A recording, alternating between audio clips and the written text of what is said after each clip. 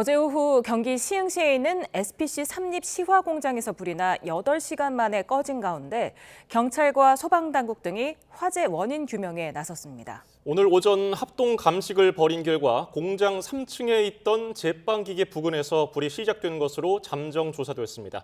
취재기자를 연결합니다. 신규혜 기자, 합동 감식 결과 불이 시작된 곳이 특정됐다고요?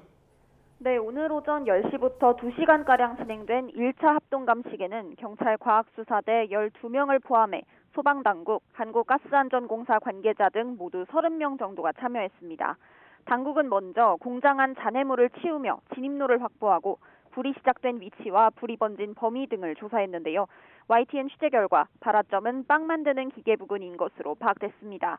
경찰과 소방 관계자는 오늘 감식 결과 불이 공장 알동 3층에 있는 식빵의 모양을 만드는 정형기와 빵을 굽는 오븐 부근에서 처음 시작된 것으로 잠정 확인됐다고 밝혔습니다. 당시 상황을 목격한 직원 2명이 오늘 참고인 신분으로 조사를 받았는데 역시 오븐 쪽에서 불꽃을 봤다고 진술한 것으로 파악됐습니다.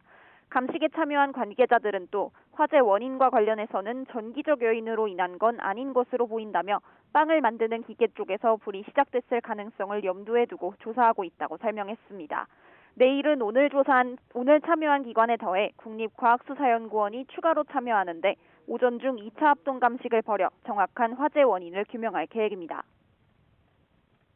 네, 그럼 다음 합동 감식에서는 어떤 부분을 주로 조사할까요?